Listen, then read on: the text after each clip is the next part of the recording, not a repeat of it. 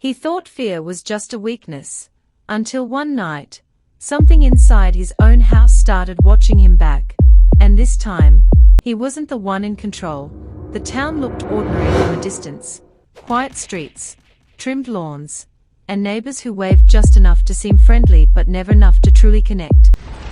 It was the kind of place where nothing unusual was supposed to happen.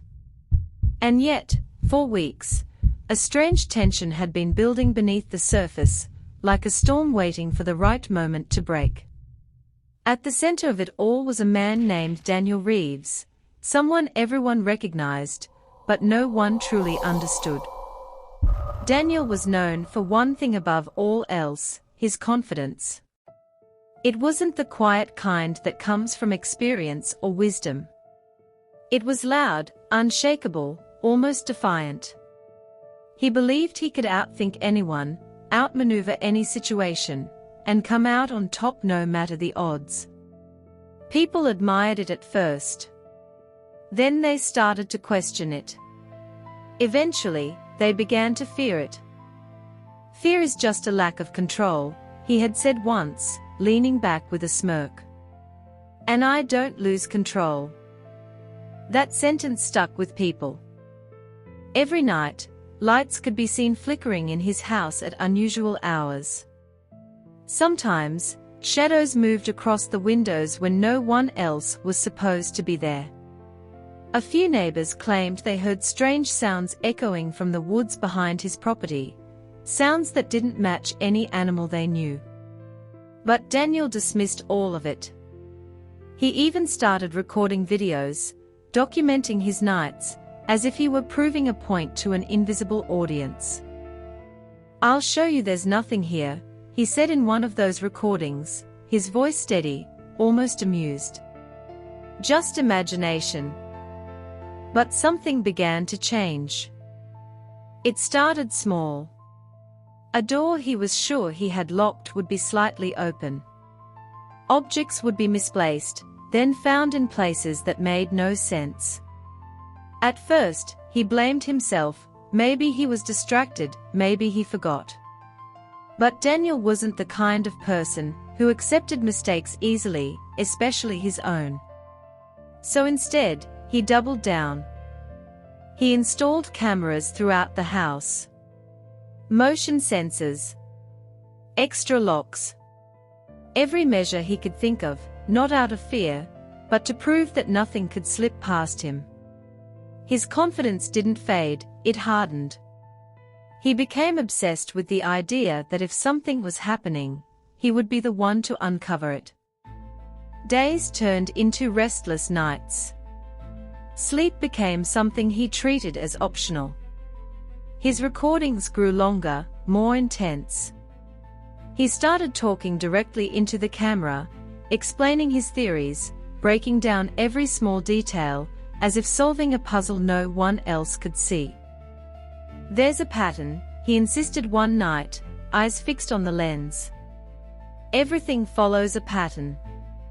And once you understand it, you control it." But the pattern he believed in wasn't as simple as he thought. One evening, while reviewing footage from the previous night, Daniel noticed something that made him pause. For just a fraction of a second, one of the cameras caught movement in a hallway, something that didn't match his own position at that time. It wasn't clear enough to identify, but it was there. A shape. A presence. For the first time, his expression shifted. Not fear. Not yet.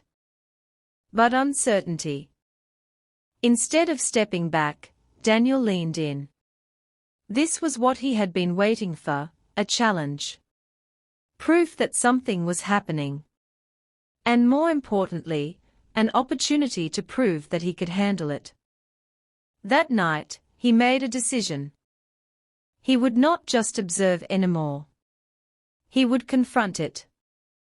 He set up all his cameras again, this time adjusting them to cover every angle. He checked every lock twice, walked through every room, and even stepped outside into the darkness of the woods behind his house, shining a flashlight into the trees, as if daring something to reveal itself. "Whatever this is," he said quietly, almost as if speaking to the silence itself, "it ends tonight." The air felt heavier than usual. The kind of stillness that presses against your ears. Even the usual nighttime sounds seemed to vanish, replaced by an unsettling quiet that stretched on for too long. Daniel returned inside, locked the door, and sat down in front of his monitors. Multiple camera feeds flickered across the screens, each showing a different part of the house. Everything looked normal. Too normal. Hours passed. And then one of the screens went dark. Daniel's eyes narrowed. He leaned forward, adjusting the settings, trying to bring the feed back. But before he could do anything, another screen flickered, and then another. His confident smirk slowly returned, but this time it felt forced. "Nice try," he muttered under his breath.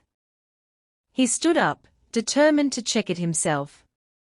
Because in his mind, this was still a game. A problem to solve. Something he could control. What he didn't realize was that he had already stepped into something far beyond his control. And for the first time since he arrived in that house, Daniel Reeves wasn't the one watching. Something else was watching him.